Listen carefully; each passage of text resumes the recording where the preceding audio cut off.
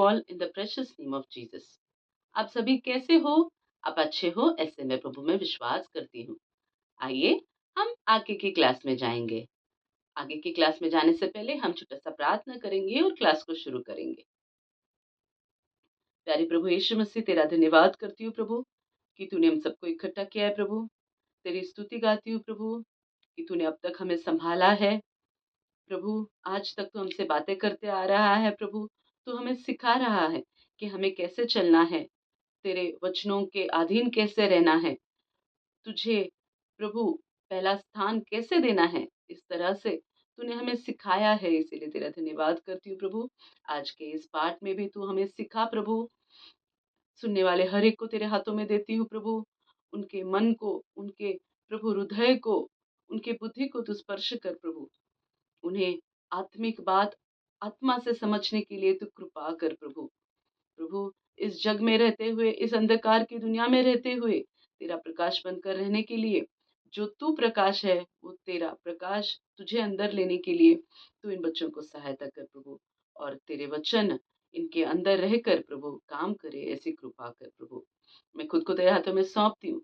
आत्मा के अधीन हम सबको तू सिखा, हम सबको तू चला। आगे का सारा समय तेरे हाथों में सौंप कर मांगती है प्रार्थना प्रभु यीशु मसीह के मीठे और मधुर नाम से। पिता, तू सुन और कबूल कर, आमीन। आज हम पाठ नंबर 21 न्यायों का भाग 3 देखने वाले हैं। लेसन नंबर 21 जजेस पार्ट 3। अब तक हमने पार्ट 1 और पार्ट 2 भी देखा है और दोनों पार्ट में अब तक हमने 6 न्यायों के बारे में सुना है और उनके आगे के न्यायों के बारे में हम देखने वाले हैं। अब इस पाठ का जो पठन भाग है वो पूरा न्यायों का पुस्तक है और जो याद करने के लिए वचन है पहला शमूएल उसका 7वां अध्याय और 12 वचन वही है जो पहले की पुस्तक पाठ में था। और मूल्य अध्ययन भी वही है जो पहले के पाठ में बताया गया था। वैसे ही मूल्य अध्ययन हम इस पाठ में भी देखने वाले हैं, जो है कि परमेश्वर पाप से घृणा करता है और पाप को दंड दिए बिना नहीं छोड़ता।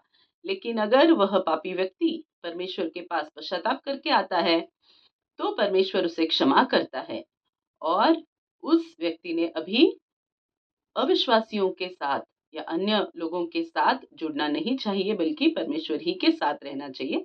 यह मूल्य अध्ययन हम इस पाठ में भी देखने वाले हैं। अब तक हमने जो 6 न्यायों के बारे में सुना था वह थे ओत्निएल, एहुद, शमगर, दबोरा, गिदोन और अबीमेलेक।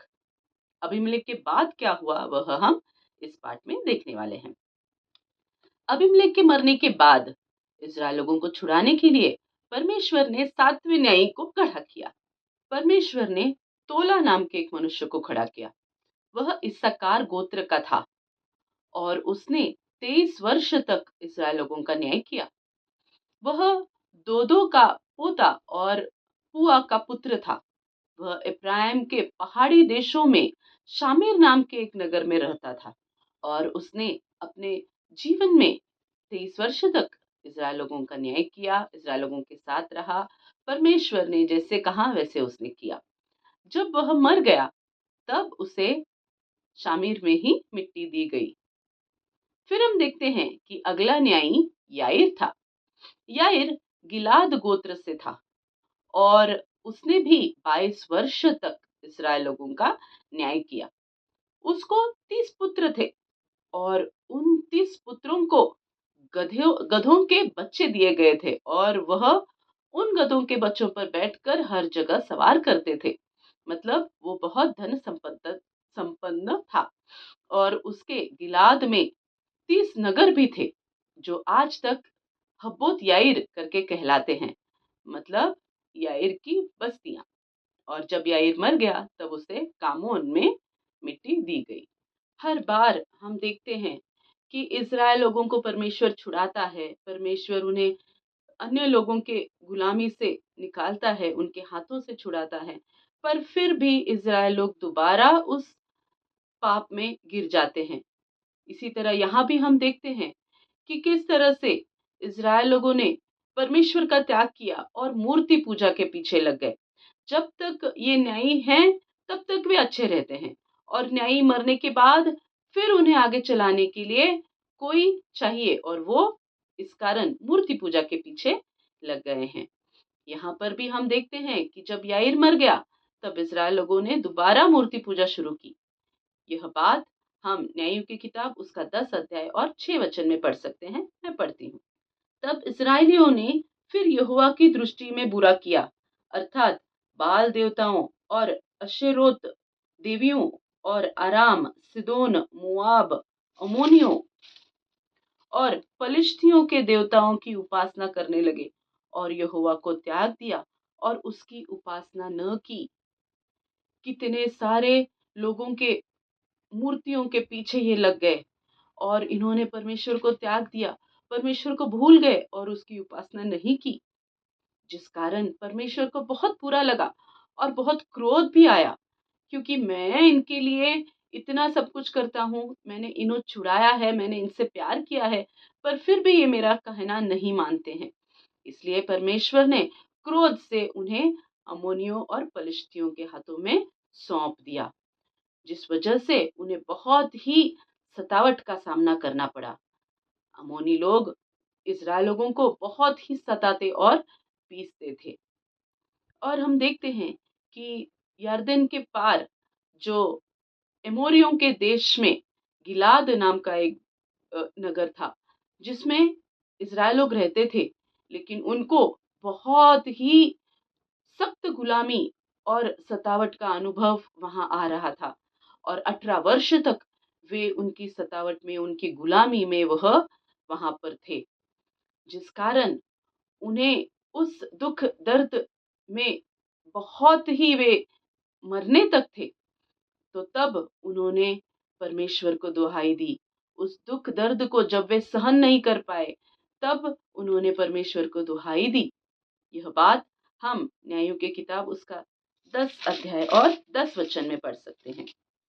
तब इस्राएलियों ने यह कहकर यहोवा की दुहाई दी, हमने जो अपने परमेश्वर को त्याग कर बाल देवताओं की उपासना की है, यह हमने तेरे विरुद्ध महापाप किया है। जब इन लोगों को पता चला कि हमने एक बहुत ही घोर पाप किया है, जो मूर्ति पूजा की है, परमेश्वर ने आज्ञा दी थी कि मेरे सिवाय किसी और को आराधना नहीं करना, उपासना नहीं करना, फिर भी इन लोगों ने वह महाघोर पाप किया है। इसीलिए वे परमेश्वर से क्षमा मांग रहे हैं, परमेश्वर को दुहाई दे रहे हैं। और उस दिन से उन्होंने अपने मध्य से सारी मूर्तियों को बाहर निकाल दिया और उन्होंने परमेश्वर ही की उपासना करना शुरू कर दिया। तब परमेश्वर ने उनके लिए एक न्यायी को खड़ा किया। परमेश्वर ने उन्हें क्षमा की और उन्हें छुड़ाने के लिए परमेश्वर ने योजना बनाई। तब परमेश्वर ने इफ्ता नाम के एक व्यक्ति को उनके लिए खड़ा किया। इफ्ता जो था वह गिलाद के गोत्र का था। वह एक बड़ा शूरवीर था, लेकिन उसके साथ वह परमेश्वर का भय मानने वाला और परमेश्वर पर विश्वास रखने वाला वह व्यक्ति था। इफ्ता जो था वह एक वेश्या का बेटा था, लेकिन वह गिलाद से उत्पन्न हुआ था, मतलब उसका पिता गिलाद था। और गिलाद की स्त्री से अनेक बेटे भी हुए। ये बहुत बड़ा परिवार था। जब ये बेटे बड़े हो गए, तब उन बेटों ने क्या किया? तब उन बेटों ने इफ्ता को निकाल दिया और उससे यह कहा कि तू तो पराई स्त्री का बेटा है, इस कारण हमारे पिता के घराने में तुझे कोई भाग न पाएगा। इस कारण इफ्ता ने उनसे लड़ाई झगड़ा नहीं किया, बल्कि वह भागकर तोब नाम के एक देश में आकर रहने लगा। और उस तोब नगर में बहुत से लोग थे, लेकिन वह अच्छे लोग नहीं थे, पर फिर भी वे इफ्ता के साथ साथ रहने लगे और इफ्ता उनकी संगति में उनके संग रहने और फिरने लगा। फिर हम देखेंगे तो दूसरी ओर गिलाद में अमोनियों ने हमला किया और अमोनियों के राजा ने चढ़ाई करने का सोच लिया। तब गिलाद के लोगों को यह लगा कि हमें भी लड़ाई करने के लिए कोई नेता चाहिए, कोई प्रधान चाहिए। तो यह प्रधान कौन हो सकता है? अमोनियों से कौन लड़ सकता है? तो गिलाद के वृद्धों ने इफ्ता के बारे में सोचा, क्योंकि इफ्ता शूरवीर था और वह परमेश्वर का भय मानने वाला था। इसलिए गिलाद के वृद्धों ने सोच लिया कि हमें लड़ने हमारी ओर से जो लड़ेगा वह इफ्ता ही लड़ेगा, और इफ्ता ही है जो हमें सही रास्ता दिखा सकता है। इसलिए गिलाद के वृद्ध इफ्ता को लाने के लिए तोब नगर में चले गए और वहां पर जाकर इफ्ता से कहने लगे कि तू हमारी ओर से अमोनियों से लड़ और हमें लड़कर जय प्राप्त कर, तब तू हमारी ओर से सब निवासियों पर प्रधान ठहरेगा। तब हम देखते हैं कि इफ्ता ने उन अ, गिलाद के वृद्धों से क्या कहा। यह बात हम न्यायों की पुस्तक उसका 11 अध्याय और 9 वचन में पढ़ सकते हैं। मैं पढ़ती हूँ। इफ्ता ने गिलाद के वृद्ध लोगों से पूछा, यदि तू मुझे अमोनियों से लड़ने को फिर मेरे घर ले चलो और यहोवा उन्हें मेरे हाथ कर दे, तो क्या मैं तुम्हारा प्रधान ठहरूंगा? तब गिलाद के वृद्धों ने इफ्ता से यहोवा के नाम से वाचा बांधी, और जिस वजह से इफ्ता वापस गिलाद में आ गया, तब उसे प्रधान बना दिया और इफ्ता ने अपनी सारी बातें मिस्पा में यहोवा के सम्मुख कह दी। तब वह अम्मोनियों से लड़ने के लिए वह तैयार था, पर उसने तुरंत ही लड़ाई नहीं शुरू की। तो उसने क्या किया, उसने एक दूत को अम्मोनियों के राजा के पास भेजा और उससे कहा कि अम्मोनियों के राजा से कह कि तुझे मुझसे क्या काम है कि तू मेरे देश में आकर मुझसे लड़ने आया है।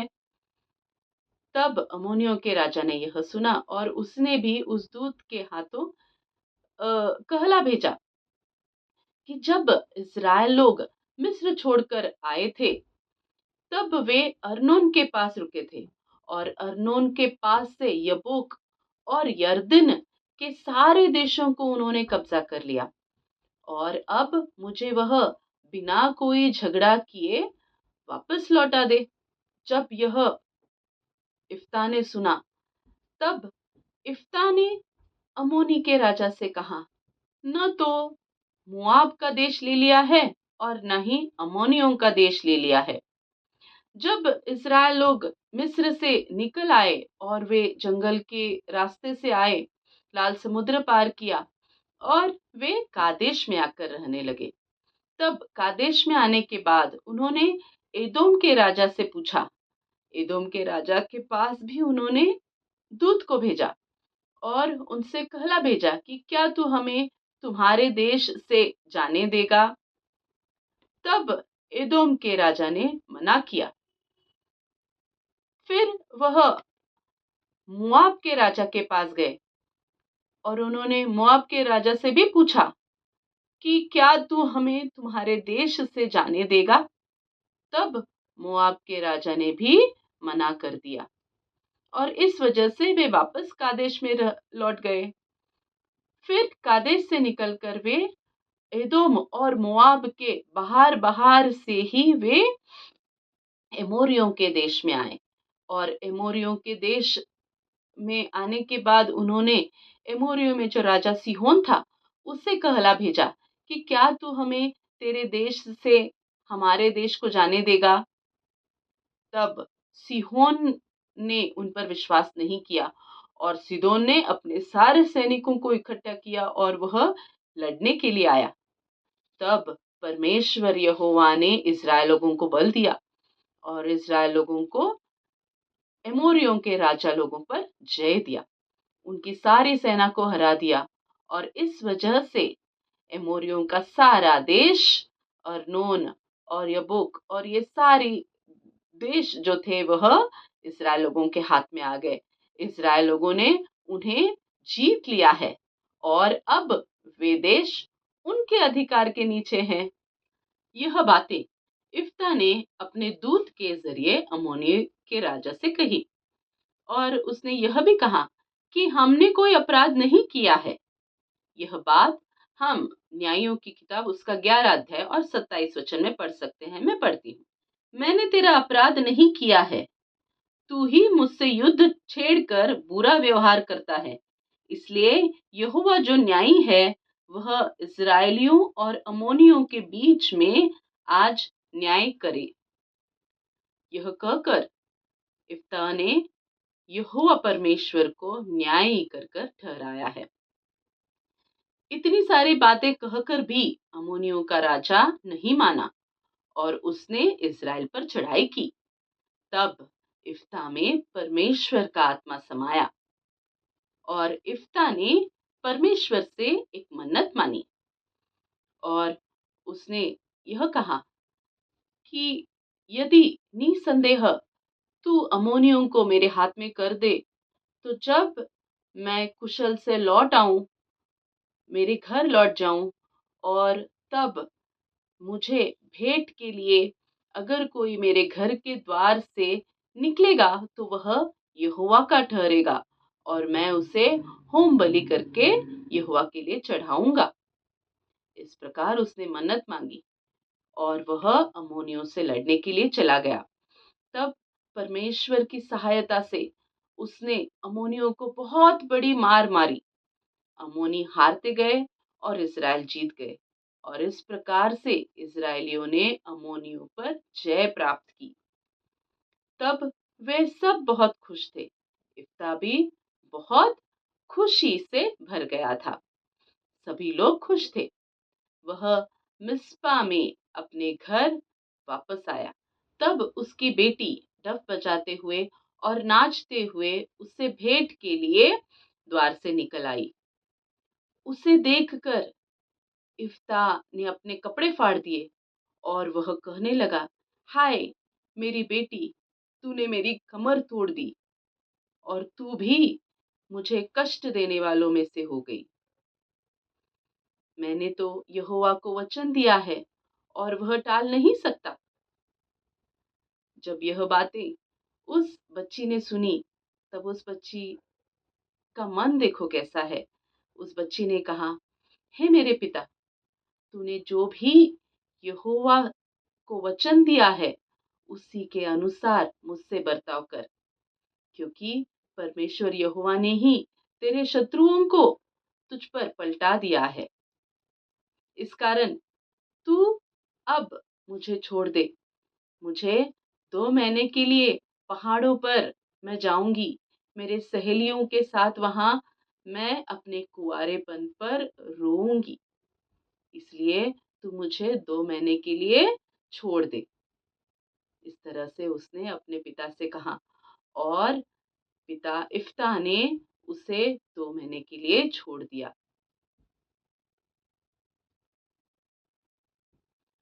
वह बच्ची लौट आने के बाद वही हुआ जैसे उसने परमेश्वर से वायदा किया था। इफ्ता अपनी बेटी से बहुत प्यार करता था, लेकिन उस प्यार के बदले इफ्ता ने परमेश्वर से जो वायदा किया था वह नहीं तोड़ा, बल्कि परमेश्वर को उसने पहला स्थान दिया। हम यहाँ उदाहरण के तौर पर देख सकते हैं कि अब्राहम को भी परमेश्वर ने कहा था कि इसहाक का अर्पण कर दे, पर जब अब्राहम इसहाक को अर्पण करने गया, तब परमेश्वर की योजना वह नहीं थी कि इसहाक को मारा जाए, परंतु परमेश्वर की योजना कुछ अलग थी। तो परमेश्वर ने इसहाक का होम बलि स्वीकार नहीं किया। उसी तरह से हम देख सकते हैं कि यहाँ पर भी इफ्ता ने मन्नत मानी थी कि वह अपनी बेटी को होम बलि चढ़ाएगा, परंतु हम देख सकते हैं कि व्यवस्था विवरण उसका 18 अध्याय और 10 वचन में देख सकते हैं कि परमेश्वर को मनुष्य अर्पण नहीं अच्छा लगता। इसलिए परमेश्वर ने इफ्ता की बेटी को नहीं बलि करके नहीं स्वीकारा, परंतु इफ्ता ने उसकी बेटी को अनमैरिड, यानी उसका विवाह नहीं करके दिया। वह जीवन भर कुंवारी रह गई और जीवन भर परमेश्वर की सेवा में लग गई। इस कारण वहां की स्त्रियां हर साल पहाड़ों पर जाकर इफ्ता गिलादी के बेटी के लिए प्रार्थना करते हैं। यह बात हम यहाँ पर देख सकते हैं। इस तरह से इफ्ता ने 6 साल तक न्यायी बोलकर वहां पर काम किया, इसराइलियों को छुड़ाया। और इज़राइलियों पर न्याय किया। हम इस बात से क्या देख सकते हैं? हम इफ्ता के जीवन से क्या सीख सकते हैं? हम देखते हैं कि इफ्ता वेश्या का बेटा होने पर भी उसने यहोवा को नहीं छोड़ा। हम देखते हैं कि जब इफ्ता को निकाल दिया था उसके भाइयों ने, तब उसने उनसे कुछ नहीं कहा, बल्कि चुपचाप वह निकल गया। वह लड़ाई कर सकता था, वह अपना हिस्सा मांग सकता था, लेकिन उसने वैसे नहीं किया। वह चुपचाप तोब में चला गया। फिर हम देख सकते हैं कि तोब में भी वह कैसा रहा। वहां के लोग सारे अन्य जाति के थे, बुरे लोग थे, लेकिन उनकी बुरी संगति में वह बुरा नहीं बना। उनकी उस अविश्वासी लोगों की संगति में उसने विश्वास नहीं छोड़ा, बल्कि वह पवित्र रहा और परमेश्वर को भय मानते हुए वह वहां रहा। यह बात हम यहाँ देख सकते हैं। फिर हम देख सकते हैं कि जब गिलाद के वृद्ध उसके पास आए और उससे वापस चलने के लिए कहने लगे, तब भी उसने जो कहा कि यदि यहोवा मेरे हाथों में अम्मोनियों को दे तो। इस बात से हम देख सकते हैं कि यहोवा का कितना भरोसा इफ्ता में है। इफ्ता को पूरा भरोसा है कि परमेश्वर यहोवा ही उन्हें हमारे हाथ में देगा। इस तरह से हम देख सकते हैं कि उसमें कितना विश्वास भरा हुआ है परमेश्वर के प्रति। और फिर हम देखते हैं कि वह जब मिस्पा पे आया, तब मिस्पा में भी उसने परमेश्वर से बातें की और परमेश्वर से मन्नत मांगी। उसकी कितनी निष्ठा परमेश्वर के ऊपर है वह हम देख सकते हैं। यहाँ तक कि उसने अपने बेटी को भी परमेश्वर के ऊपर नहीं समझा। उसने अपनी बेटी को त्याग दिया परमेश्वर के लिए। जहाँ हम देख सकते हैं कि एक पिता पहले अपनी बेटी के लिए परमेश्वर को त्यागता है, परंतु यह ऐसा पिता है जो अपने परमेश्वर के लिए बेटी का त्याग कर रहा है। यहाँ हम यह भी देख सकते हैं कि उसने उस बेटी को किस तरह से पालन पोषण किया है, कि वह बेटी भी परमेश्वर के प्रति कितनी आज्ञाकारी है, कि जिस तरह से उसने कहा कि हे मेरे पिता, तूने जैसे परमेश्वर से बातें की हैं वैसे ही मुझसे बर्ताव कर। उस बेटी का भी मन इफ्ताह की तरह है कि पहले परमेश्वर को स्थान, फिर बाद में बाकी सारी चीजें। यह बात हम उस बेटी में भी देख सकते हैं। बच्चों, हम देख सकते हैं कि इफ्ताह कितना भला और नेक न्यायी है। वह निष्ठावान है, वह परमेश्वर के प्रति योग्य है। उसमें कितने सारे गुण हम देख सकते हैं, इसीलिए परमेश्वर ने उसे चुना। लेकिन अगर हम उसके भाइयों की नजरों से देखें तो वह एक वेश्या का बेटा है, परंतु परमेश्वर की नजरों से हमने अंदर झांक कर देखा तो उसमें परमेश्वर को अच्छे लगने वाले मन उसके अंदर हैं। यह बात हम देख सकते हैं। परमेश्वर को जो मन पसंद है वही मन इफ्ता में भी है। और बाद में हम देखते हैं कि इफ्राइम लोग इफ्ता के पास आए और वे कहने लगे कि तूने हमें लड़ने के लिए क्यों नहीं बुलाया? तूने ऐसा किया, इसीलिए हम आप लोगों को आपके घर में बंद कर कर घरों को जला देंगे। इफ्राइमी लोगों का स्वभाव देखेंगे तो इफ्राइमी लोग बुरे हैं, घमंडी हैं। उनको मैं बड़ा हूं यह दिखाना उनको अच्छा लगता है। वह करते तो कुछ नहीं, लेकिन बातों में बड़ेपन का उनको घमंड है। इसलिए उन्होंने इफ्ता से लड़ने के लिए आए। और इफ्ता ने भी उनसे कहा कि मैंने तो आपसे पूछा था, आपसे मदद मांगी थी, लेकिन आपने नहीं कहा। इसलिए हम अपने प्राणों को हथेली पर लेकर हमने लड़ाई की और परमेश्वर ने हमें जय दिया। इस प्रकार इफ्ता ने उनसे कहा, लेकिन इफ्राइमी लोग नहीं माने। तो इफ्राइमी लोगों से गिलादियों ने लड़ाई की। सारे गिलाद के लोग इकट्ठा आकर इफ्राइमी लोगों से लड़ने लगे। फिर क्या हुआ? इफ्राइमी लोग भाग रहे थे, यहाँ वहां सब जगह भाग गए। तब गिलाद के लोगों ने यारदन के पास डेरे डाले, और जो भी यारदन पार करने को जाता था तो उसे पूछते थे कि तू इफ्राइमी है? अगर उसने कहा नहीं है तो उसे एक शब्द कहने के लिए बोलते थे, वह है शिबोलेत, जो कि इफ्राइम लोगों को वह कहने नहीं आता था। वह शी नहीं बोल सकते थे। तब वे उनकी पहचान करते थे कि वह यदि यह इफ़्राइमी है या गिलादी है, और अगर उसने वह सही से शब्द नहीं कहा, तो उसे वही मार देते थे। इस प्रकार से बे 42,000 इफ़्राइमी लोगों को गिलादियों ने मार डाला। और इस तरह से हम देखते हैं कि परमेश्वर ने न्यायियों को खड़ा किया, न्यायियों को इस्तेमाल किया। बच्चों, इसी तरह हम हमारे जीवन में भी परमेश्वर को पहला स्थान देना चाहिए। हमें खुद को समर्पण करना चाहिए कि प्रभु, तुझे जैसा चाहिए वैसे तू हमें इस्तेमाल कर, ना कि हमारी मर्जी, ना कि हमारा मन, ना कि हमारी इच्छा। ये सारी बातें हम प्रभु के चरणों में डालकर हमें चलना चाहिए। हम आगे देखते हैं कि आगे भी कई न्याय हुए, और उन न्यायियों में एक था इब्सन। इब्सन जो था वह यहूदा गोत्र का था, और वह बेतलेहम यहूदा के क्षेत्र में का निवासी था। उसे भी परमेश्वर ने न्यायी बोलकर खड़ा किया था। उसे 30 लड़कियां थी और 30 लड़के थे, और उसने उन 30 बेटों के लिए बाहर से बहुएं लाई, और 3 बेटियों को बाहर दे दिया। इस तरह से उसने 7 साल तक इस्राएलियों का न्याय किया, और जब वह मर गया तब उसे बेतलेहम में ही मिट्टी दी गई। इस प्रकार हम देख सकते हैं कि आगे भी न्यायी हैं, और वे आगे के न्यायी हम आगे के पाठ में देखेंगे। तो बच्चों, हमें इन न्यायियों के बारे में प्रभु हमसे क्या बात कर रहा है? प्रभु हमसे कह रहा है कि प्रभु को ऐसे पात्र चाहिए कि जो प्रभु के लिए इस्तेमाल हो। प्रभु की इच्छा है कि आप लोगों को भी इस्तेमाल करना है। जो प्रभु का वचन सुनते हैं, उन्हें प्रभु इस्तेमाल करना चाहता है। दूसरों को आशीर्वाद देने के लिए, दूसरों को बुलाने के लिए परमेश्वर तुम्हें भी चुनना चाहता है, तुम्हें भी खड़ा करना चाहता है, क्योंकि परमेश्वर का बहुत काम है जिसे तुम्हें इस्तेमाल करना चाहता है। तो क्या करना चाहिए बच्चों?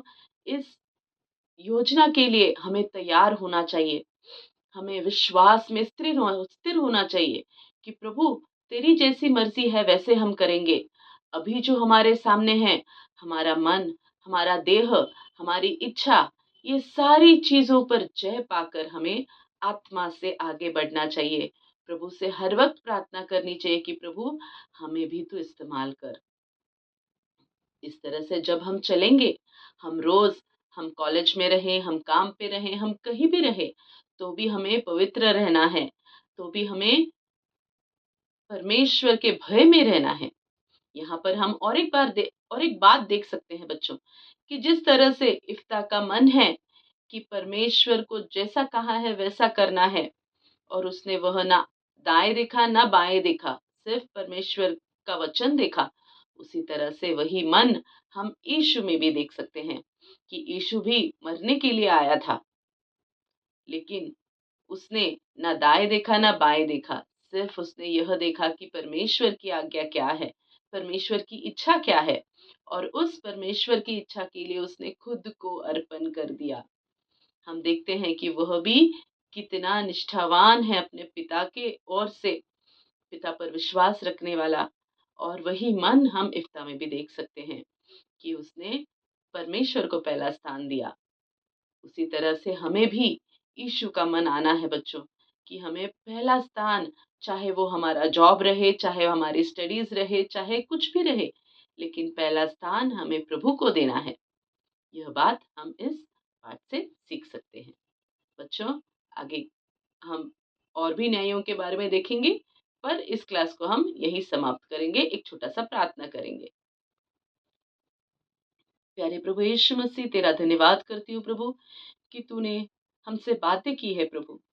तेरा आत्मा इन सब बच्चों पर काम करे प्रभु, इनके अंदर भी वह मन आए कि हम तेरे लिए तैयार है प्रभु, तेरी ओर से लड़ने के लिए तेरी सेना को तू तैयार कर प्रभु। प्रभु, इन जवान बच्चों को प्रभु, तेरी इच्छा, तेरी मर्जी, प्रभु तेरा प्यार, तेरा भय इनके अंदर प्रभु तू भर दे, जिस कारण ये भी एक एक न्यायियों की तरह खड़े होकर प्रभु शैतान से, इस संसार से एक एक विरोध की बातों से लड़े, और जय पाए, ऐसे कृपा तू इन पर कर प्रभु। प्रभु तेरा अनुग्रह तू करता है, प्रभु तेरी कृपा से तू भरता है, इसीलिए तेरा धन्यवाद करती हूँ प्रभु। तू एक विश्वास योग्य पिता है, तू एक विश्वास योग्य खुदा है प्रभु। तेरा धन्यवाद करती हूँ प्रभु। प्रभु हम सबको तेरी अगुवाई में चला, आत्मा अगुवाई करे, आत्मा हमसे बातें करे, आत्मा हमें बताए कि हमें कहाँ जाना है, क्या करना है, क्या बोलना है। ये सारी बातें आत्मा के अधीनता में होने के लिए तो सहायता कर प्रभु। तू हमसे बात कर रहा है, तू मुझ में और इन बच्चों में भी काम कर रहा है, इसलिए तेरा धन्यवाद करती हूँ प्रभु। इन सब बच्चों को तेरे हाथों में सौंपती हूँ प्रभु। आगे तू इनका इस्तेमाल कर, सारा सा आगे का समय तेरे हाथों में सौंप कर मांगती हूँ ये प्रार्थना प्रभु यीशु मसीह के मीठे और मधुर नाम से। पिता तो सुन और कबूल कर, आमीन।